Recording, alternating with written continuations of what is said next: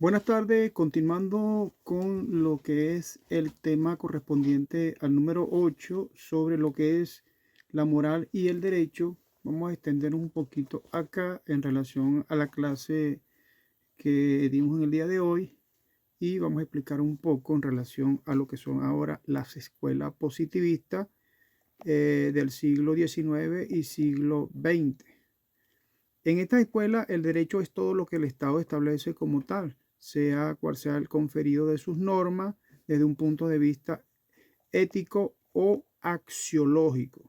El formalismo jurídico de la Escuela de Viena, conformada por Hans Kelsen, señalaba que en la actualidad concibe el derecho como un orden coactivo exterior que será válido con tal de que sus normas reúnan las condiciones formales de validez y cuentan con la fuerza necesaria para imponerse, independientemente de lo que es la moralidad y su contenido. Recuerden que en el video anterior, en la clase anterior, que nos comunicamos, estamos haciendo referencia a los postulados de diferentes autores, en los cuales tenían diferentes opiniones en relación a lo que era la moral y a lo que era el derecho. Eh, y en esta oportunidad, bueno, nos ha tocado exponer en relación a las escuelas positivistas del siglo XIX y siglo XX. Ahora, en cuanto a las teorías de la dependencia parcial del derecho y con respecto a lo que es la parte de la moral, podemos indicar que el derecho depende de una moral en materias básicas, en sus principios fundamentales, los cuales son comunes a ellas. Por ejemplo, no matar, no hurtar, cumplir con los contratos celebrados legalmente, alimentar a los hijos, etcétera. Los aspectos técnicos o adjetivos que originariamente son materiales o materias de reglamentación práctica indiferentemente a lo que es la moral y que solo competen a lo que es la parte técnica jurídica. Es decir, que tienen una propia autonomía, tienen un respeto, respecto, respeto de la moralidad y que deriva de alguna forma de su objeto formal que sea propio y sus propias perspectivas de conceptualización, lo que es perfectamente compatible con su abertura esencial en cuanto a la moral. Como habíamos referido en la clase anterior, indicamos que Manuel Kant perfecciona lo que es la parte de la doctrina de Tomasio, enseñando lo que es la razón y tiene dos formas de aplicar en cuanto a la razón pura en el campo teórico y lo que es la razón práctica en el campo práctico, en este sentido, ¿no? Ya que la razón práctica da origen a lo que es la parte de la metafísica, de las costumbres que se divide en dos grandes disciplinas como son la moral y el derecho. Esas son dos disciplinas inmensas que debemos ir estudiando y que ya hemos repasado en relación a estas dos disciplinas y que de alguna forma existen muchas diferencias en relación una con la otra. Primero que el derecho rige a los actos exteriores sin atender a los motivos, es decir, que la moral se rige directamente a nuestra libertad y exige que la intención del acto sea buena, ¿no? Por otra parte, se entiende que el derecho procede de un orden jurídico exterior a nosotros mismos y por lo tanto es heterónomo, ya que el legislador y el obligado por la norma son personas totalmente distintas. En cambio, la moral proviene del imperativo categórico de la conciencia de cada quien, ya como un mandato interior y que resulta que somos a la vez los legisladores y somos los obligados por la norma, por lo cual es moral y es autónoma, finalmente con lo que indica el señor Tomasio. El derecho es coercible y la moral no. Por ejemplo, Juan Amadeo Fichte, 1764 y 1824. Él fue un discípulo de Kant. Él extrema lo que es la separación del derecho y la moral, hasta considerar completamente lo que es la parte opuesta. Y entre ambas hay una contradicción insanable, ya que el derecho permite actos en cuanto a la moral que prohíbe. Por ejemplo, el derecho permite al acreedor ser despiadado con su deudor, lo cual está prohibido por lo que es la parte moral. A eso nos estamos refiriendo en este sentido. Existen tres autores principales que podemos nombrar aquí en relación a lo que es la idea, partiendo de un mismo fondo teórico en cuanto a la interioridad de la moral y lo que es la exterioridad del derecho. Por otras razones distintas, entonces coinciden a lo que es la idea de separación entre dos escuelas jurídicas. La primera escuela es la escuela que se llama escuela positivista, que data del siglo XIX y XX, para la cual el derecho es todo el Estado y que establece como tal que sea el contenido de sus normas desde el punto de vista ético o axiológico. En segundo lugar tenemos lo que es el formalismo jurídico de la Escuela de Viena. Esto está representada, esta escuela, por el señor Hans Kelsen. Hans Kelsen en la actualidad concibe entonces el derecho como un orden coactivo exterior que será válido con tal de que sus normas reúnan condiciones formales de validez y que cuenten con lo que es la fuerza necesaria para su imposición, independientemente de la moralidad de su contenido. Eso en relación a el señor Hans Kelsen.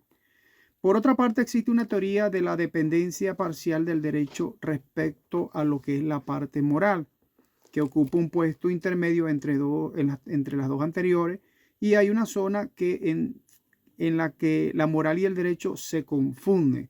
Es decir, que hay unos vastos sectores en que ambas disciplinas se separan.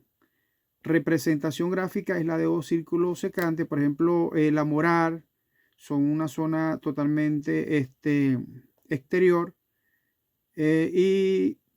no, interior, y la del derecho es la parte exterior. El derecho depende de lo que es la moral en sus materias básicas, en sus principios fundamentales que son comunes a ella. Y, por ejemplo, no matar, no hurtar, no cumplir con los contratos de celebración legalmente, alimentar a los hijos, entre otros postulados. Allí estamos indicando lo que es la parte del derecho en cuanto a la moral. Por ejemplo, vemos también que creemos que la teoría de la identidad responde a una época histórica, y que ya fue superada, ¿no? Que de alguna forma, como lo decía Alvecchio, que dice que también en nuestra época se han levantado objeciones contra todos los caracteres diferentes entre moral y lo que es el derecho en sí, sin incluir, por supuesto, el de la coercibilidad, hasta casi llegar a renovar lo que es la confusión primitiva.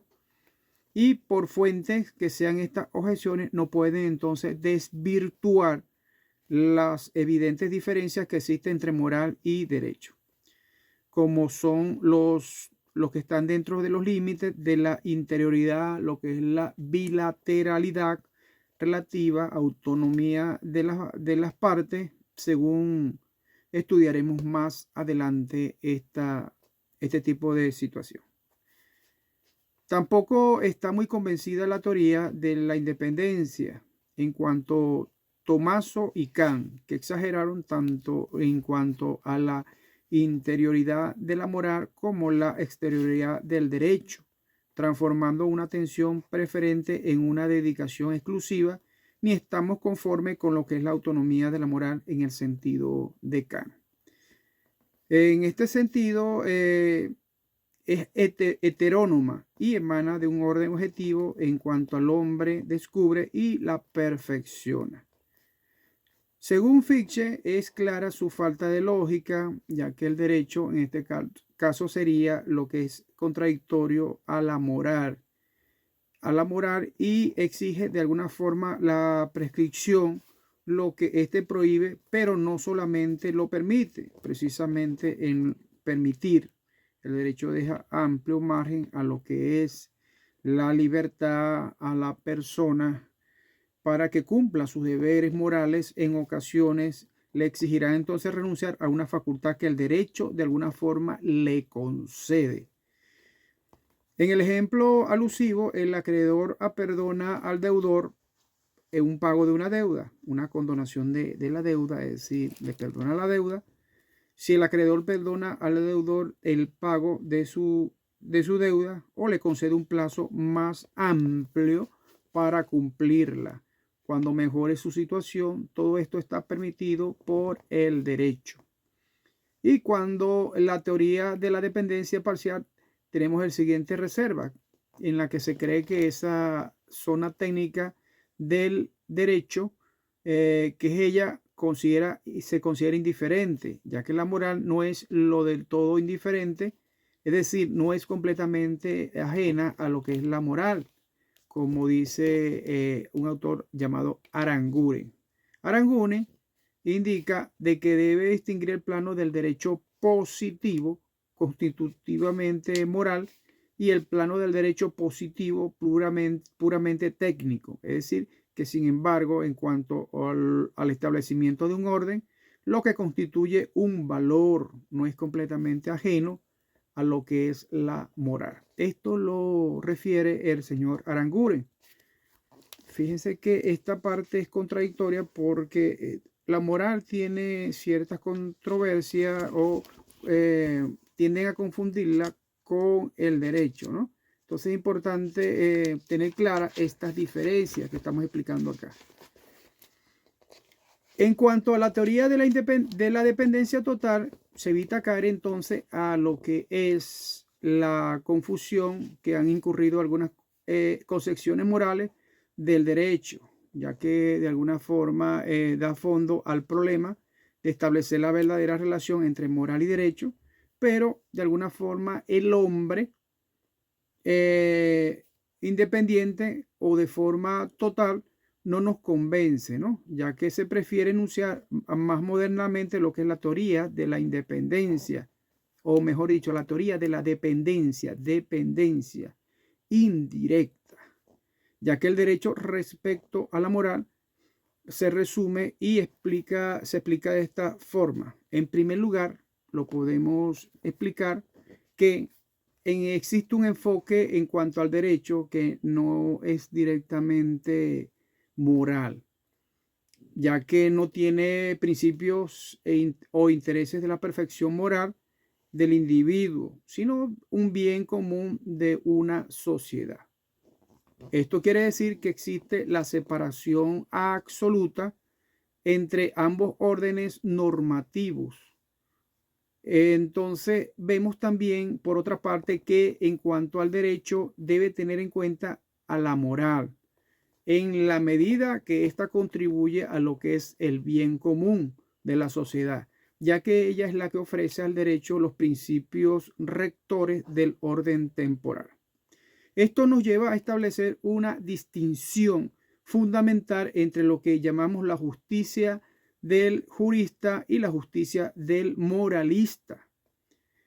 En la justicia jurista es ante todo lo que es la solución social, y lo que es la justicia del moralista observamos que es ante todo una virtud del principio filosófico, tomando lo que es la moral y que tiene un fin de solucionar en la práctica algún tipo de conflictos de intereses y los problemas sociales surgidos de alguna controversia, una convivencia humana, ya que la justicia de moralista tiene la finalidad de perfección moral del individuo, y que la justicia jurista contribuye indirectamente a lo que es la perfección moral del individuo, ya que gracias a ella será posible que todos los individuos encuentren de alguna forma una comunidad, un ambiente propicio para el pleno desarrollo moral. Recuerden, mis estimados compañeros, que aquí se aplican los principios fundamentales de la justicia. Recuerden que Ulpiano y otros autores indicaban de que dar a cada quien lo que le corresponde, vivir honestamente, no dañar al otro. Esos son principios que desde aquella época evolucionaron hasta el día de hoy. Incluso en todo el derecho se aplica, ¿no? Uno no puede estar en la vida dañándole la vida a nadie. Tiene que vivir honestamente, es decir, en la rectitud, en lo posible de su situación, y convivir como debe ser, como personas civilizadas en un ambiente que no sea hostil, es decir, un ambiente sano, de sana paz, de tranquilidad, de armonía, en la cual el ser humano se puede desenvolver de la forma natural y con una mente positiva, sin ningún tipo de perturbación psicológica, ¿no? Ya que esto le afecta en su forma de vivir, su manera de pensar, y que se producen unos cambios, o se pueden producir unos cambios a raíz de todo el malestar que produce esta parte moral y el derecho. Entonces, el derecho tiene su propia autonomía con respecto a la moral, ya que deriva de su objeto formal propio y de sus propias perspectivas de conceptualización, lo cual es perfectamente compatible con su abertura esencial de la moral.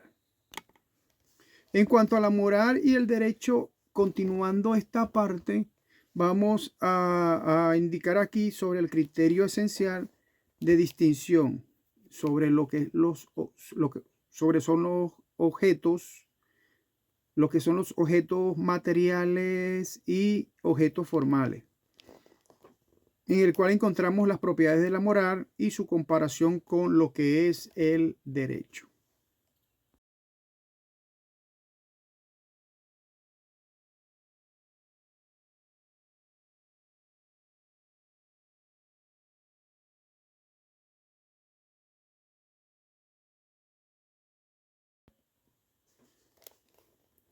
Otro punto esencial acá es lo que es el criterio esencial de la distinción en cuanto al objeto material y el objeto formal, que está relacionado a las propiedades de la moral y su comparación con lo que es el derecho en sí, que sea unilateral, interioridad, autonomía, incoercibilidad, interporalidad, paz moral y paz jurídica, así como la fidelidad, la imprecisión. En cuanto al derecho, la parte de intimidad y moralidad pública. Vemos entonces el criterio esencial de la distinción. Aquí vamos a hablar un poco en relación a la moral y el derecho, que están de alguna forma relacionadas, en el sentido de que ambos coinciden en el hombre. El hombre, como ser racional y libre, es el sujeto común del derecho y de lo que es la parte moral, así como los actos humanos que constituyen el objeto, que también son comunes a la normalidad o a la vida moral y de la ordenación jurídica. Es decir, que el hombre y su conducta son punto central de la referencia de la moral y el derecho, ya que el principio fundamental donde descansa las relaciones entre ambos y la base de su relación, ya que de alguna forma se afirma que la moral y el derecho tienen el mismo objeto material, aunque con distinta extensión. De esta forma, la parte material, como recordamos, es un objeto tangible, es la parte de la realidad que estudia una ciencia. Y aquí el hombre y sus actos humanos son estudiados y normados por lo que es la moral y el derecho. De esta forma ocurre en lo que están dirigidos a pronunciar el nacimiento, lo que es la parte de la modificación o extinción de un derecho, así como los actos que de alguna forma tienen a la vez lo que es la calificación moral y jurídica que se tiene, y decimos con distinta extensión porque, como hemos indicado, no todos los actos humanos son objeto de derecho, porque si lo son, así como son de la moral. En cuanto a la moral y el derecho, se diferencian porque ambas regulan las acciones humanas. Son de alguna forma distintas, se valoran y finalmente tienen un sentido, un objeto, una finalidad, ya que la moral y el derecho tienen distinto objeto: formar. La moral regula los actos humanos en un orden de la concepción del bien o perfección personal de los valores de alguna forma inminente del hombre, lo que es la autosatificación y la consecuencia de su bien o de su fin último, en este sentido, lo que es la moral, y que determina lo que es bueno y determina también lo que es malo. En cambio, el derecho regula lo que es el orden de la obtención de ese bien que hemos comentado, y es que es común o social de valores de la sociedad en cuanto a la vida colectiva, y por eso determina lo que es justo, como dice Ricasense o Ricasen, ya que la moral valora, dice él, la conducta humana en sí misma, plenariamente, de un modo absoluto, radicar en lo que es la significación integral y última que tiene para la vida del sujeto, sin ninguna reserva de limitación. En cambio, el derecho lo hace desde un punto de vista relativo en cuanto al alcance que tenga para los demás y para lo que es la sociedad. De esta forma, mis estimados compañeros, todos estudiantes acá de la Universidad José María Vargas, observamos que en tanto en la moral postula al orden interior de lo que es la persona humana, su perfeccionamiento individual. El derecho se preocupa entonces ante todo lo que es establecer y mantener un orden exterior a las personas, es decir, el perfeccionamiento de lo social, un control, ¿no? Como hemos estado indicando, tiene que existir un control y el derecho es un control en este sentido. De esta forma, existen unas propiedades de la moral y la comparación con las del derecho.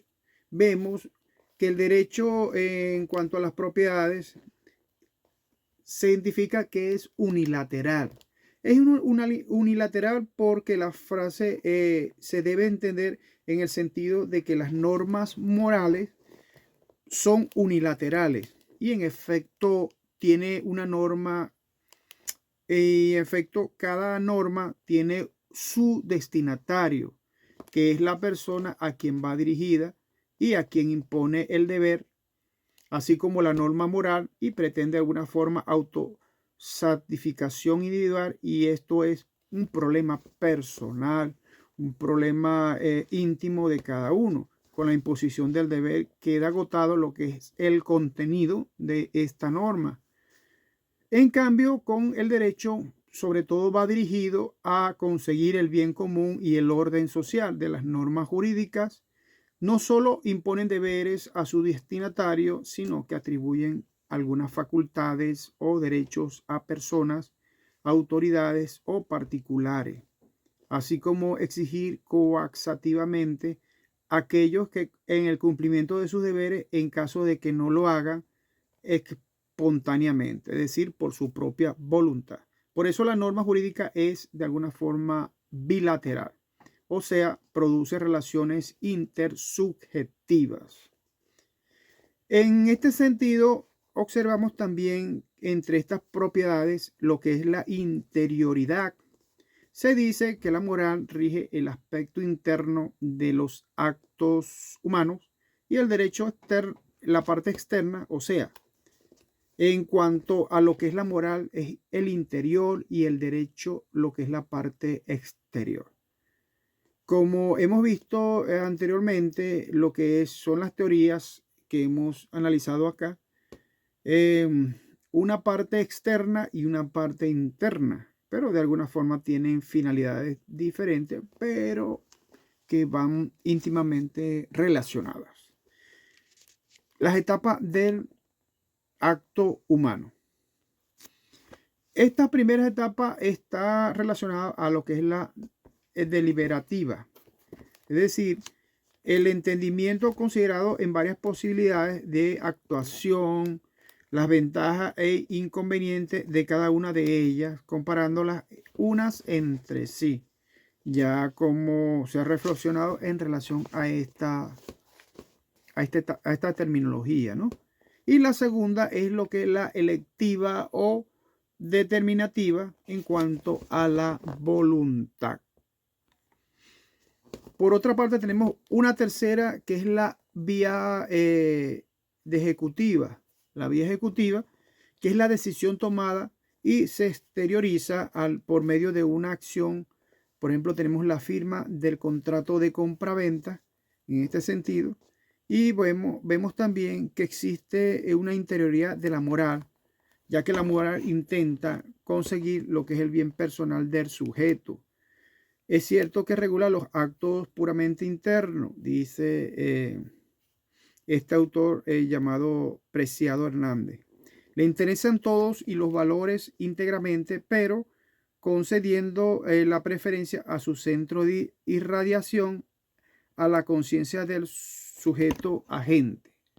Vemos entonces que de alguna forma la moral se preocupa de los actos internos de la persona y de los externos solo en cuanto son consecuencia de lo que es la bondad o malicia de un proceder. El derecho se preocupa de los actos externos y después de ello lo que es el carácter íntimo, pero únicamente en cuanto poseen trascendencia para la colectividad. Así damos a entender de que existen matices que pueden afirmar que la moral es perfectamente interior y el derecho preferiblemente exterior. Existe también, por otra parte, lo que es la autonomía, que esta autonomía es, en cuanto a la parte moral, se presta a graves confusiones, ya que también aquí vemos el problema de lo que es la interioridad y que de alguna forma necesita precisar algunos conceptos y algunos sentidos en cuanto a lo que se puede entender válidamente a la frase de que la moral es autónoma. También tenemos o podemos definir conceptos en cuanto a la autonomía etimológicamente que proviene del griego autos ou, que significa el mismo, y la heteronomía heteronos ou, que significa otro. Por lo tanto, una normativa autónoma es la que una persona crea, la que se impone en sí misma, y una normativa heterogénea, que viene impuesta directa o indirectamente por otro. Según se puede decir que la moral es autónoma sin ninguna otra observancia, decir que se entiende en sentido kantiano que el hombre es a la vez legislador y súbdito de sus propias normas morales impuestas por el imperativo categórico de la propia conciencia. Es decir, que el derecho es heterónomo de la propia persona, que son distintas a lo que es el legislador y el obligado. Cuando decimos que es heterónomo el derecho, estamos refiriendo que las normas jurídicas, uno es el legislador y el otro es el obligado. Recuerden que el legislador es el que crea de alguna forma las normativas, las leyes, los ordenamientos jurídicos. Y el obligado a la cual va dirigida esas normativas legales, en este caso los ciudadanos, ¿no? Quienes tienen el deber y de cumplir cada una de esas normativas que realiza o que crea el legislador. Hablemos entonces en cuanto a la parte del derecho positivo, que ya hemos trillado esta parte del derecho positivo en cuanto a sus normativas. A eso nos estamos refiriendo a la heteronomía del derecho. Luego viene la heteronomía y la autonomía de la moral, ya que el problema se presenta más complejo, como hemos visto, ya que la norma en sí misma considerada tiene también una validez objetiva. Esta validez que no depende de la voluntad del sujeto y que por lo tanto la hace fundamental o básicamente heterónoma, pero la misma norma moral considera su aplicación subjetiva o cuando sea necesaria y que desciende a cada persona para constreñirla a un deber concreto presentado los aspectos de autonomía que no tiene el derecho en este sentido. Por eso que la moral es básicamente heterónoma, ya que sus normas se apoyan de alguna forma en un orden objetivo de absoluta validez que viene fundado en lo que es el hombre como ser relacionado, es decir, en la misma persona humana y en la situación concreta de cada persona en el mundo. El hombre se dicta a sí mismo, es decir, que la ley moral, el abogado, lo que es el profesor, el comerciante, el hombre o la mujer casado, están sujetos a normas morales que derivan de su condición humana y de su profesión o estado, ¿no? No pueden hacerse una moral a su gusto. Si la moral no tuviese base heterónoma, ya que cada quien pudiera hacerse entonces su capricho, su propia moral, algunos podrían entonces considerar lo bueno que es el robo en este sentido, otros lo que es lo bueno, el adulterio, otros la venganza, etcétera. Sí, es decir, que cada quien tendría una apreciación totalmente diferente en cuanto a la autonomía del derecho.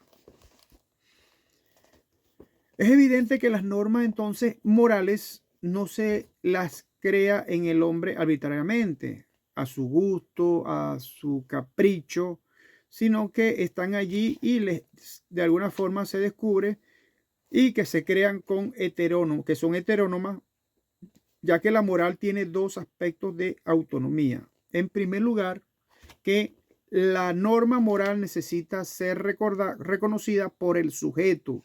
Un sujeto que se obliga y se constriña a un deber concreto. Para eso el acto moral requiere conocimiento y lo que es la parte de libertad por parte de quien lo realiza, faltando de alguna forma la condición del acto estrictamente, que no es moral o inmoral, y falta el conocimiento del acto cuando no ha sido reconocido el valor de la norma que lo rige. Se debe tener en cuenta que debe ser sincero y no caprichoso. Recuerden que esto tiene un orden, una moralidad, porque imagínense que no existiera un orden en este sentido, tuviésemos con muchas dificultades. Por otra parte, vemos la incoercibilidad. ¿A qué se refiere esto? Este problema ofrece menos dificultades que el punto anterior en relación a lo que es la moral que tiene aspecto de autonomía, ya que la autonomía, la incoercibilidad por ambigüedad de la terminología, como dice Rickasen, los términos coacción, coactividad y coercitividad pueden resultar algo de alguna forma equívocos, ya que podemos hacer un concepto o definir unas normativas que la coerción es todo tipo de presión que de alguna forma se ejerce directamente sobre el libre albedrío de una persona para que cumpla el deber concreto o adopte una conducta determinada.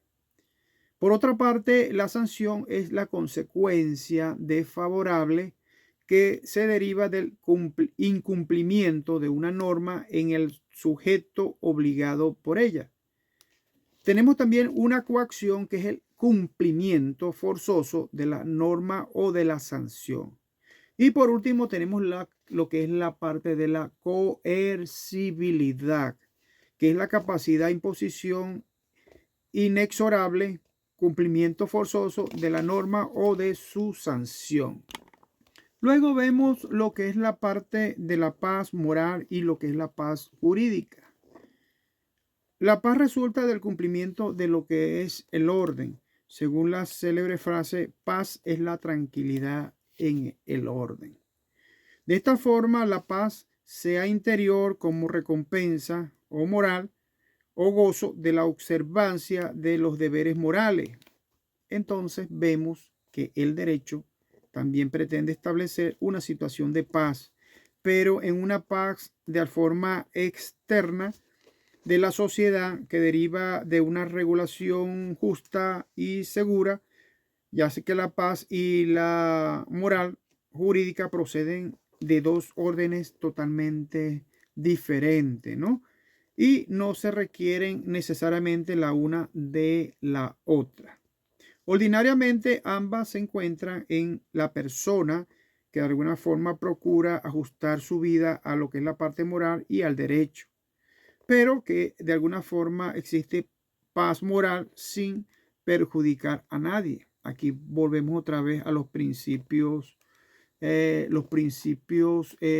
filosóficos que hemos analizado anteriormente. Debemos cumplir entonces lo que son los deberes morales y resistir a una ley y a resistirnos a una ley injusta, y por ello es perseguido por el Estado. Y al contrario, casos de paz jurídica sin paz moral, como por ejemplo el estafador que, habiendo sido absuelto en juicio por falta de prueba en ambas piezas, al sentir el remordimiento del delito cometido. Por otra parte, vemos también lo que es la fidelidad moral y la fidelidad jurídica. El término viene del derecho y se conforma con una fidelidad externa con el cumplimiento de lo que es el orden establecido, ya que la moral exige una fidelidad mayor y que no, de alguna forma nos pide que propongamos auténticamente a nuestra misión, una misión en la vida, para lo cual no basta el exacto cumplimiento de las normas jurídicas. En relación a la parte paterno-filiatoria, por ejemplo, serán fieles del derecho aquellos padres que cumplan fríamente sus deberes de alimentar y proteger a sus hijos. No sean fieles a la moral si lo hacen sin amor y sin dedicación. Por otra parte, también existe otro principio en cuanto a la imprecisión. Sobre esta exactitud de precisión de la moral y del derecho hay que distinguir dos planos. Primero, el de formulación de la norma y el de su aplicación a lo que es la parte práctica. También vemos lo que es la parte del derecho, intimidad y moralidad pública, que nos habla en relación a que existe una jerarquía de órdenes y fines, y que también el fin del derecho está subordinado a unos u a otros términos superiores, y que de alguna forma son considerados en cuanto a estos enunciados del derecho, intimidad y moralidad pública. El derecho no se inspira en la intrínseca honestidad de los actos humanos, sino en lo que se requiere directa o indirectamente o inmediatamente al bien común. Por eso que observamos algunas consecuencias que trae esta prerrogativa en cuanto al derecho, ya que el derecho positivo no debe ordenar nada de lo que prohíbe la ley moral, ni prohibir nada de lo que está obligada a cumplir. Si esto ocurriera, habría entonces evidentemente una contradicción entre moral y derecho, y entre los valores éticos que una u otro tratan de conseguir. Por otra parte, tenemos también que el derecho no debe regular los comportamientos que se refieren a la perfección de personal en cuanto a la parte individual, ¿no? Por eso que también existen vicios por malos y detestables que de alguna forma perjudican al derecho si no tienen directa o inmediata interpersecución en cuanto al bien común. De esta forma, observamos también que el derecho debe crear situaciones favorables para que los hombres de alguna forma se hallen en mejores condiciones para cumplir con sus deberes morales, sus parte de creación de clima externo que de alguna forma favorezcan la moralidad y de alguna forma mediante la prohibición de incentivos y lo que son provocaciones que favorezcan conductas inmorales. Dice Ricasén que sin negar ni limitar las libertades fundamentales del individuo, se pueden crear situaciones generales que influyan sobre la configuración psíquica de las personas y sobre las relaciones en sentido favorable no solo a la moralidad pública, sino incluso a la privada. En esto recae lo que es, indica Recas. Con este punto que acabamos de mencionar, finalizamos lo que es la clase del día de hoy de moral y derecho. Espero que pasen buenas noches y nos veremos la próxima clase, Dios mediante. Estudien para el examen que va a ser el día sábado. Si mal no recuerdo, la hora es de 1 a 10 de la noche. Se le puso bastante extenso allí para que tuvieran tiempo de realizar su examen. Bueno, muchachos, muchos éxitos y me escriben cualquier inquietud, cualquier duda. Están pendientes los que están bloqueados también para que presenten también su trabajo un poco a deshora, pero bueno, lo importante es no quedarse atrás. Feliz noche, cuídense, hasta luego.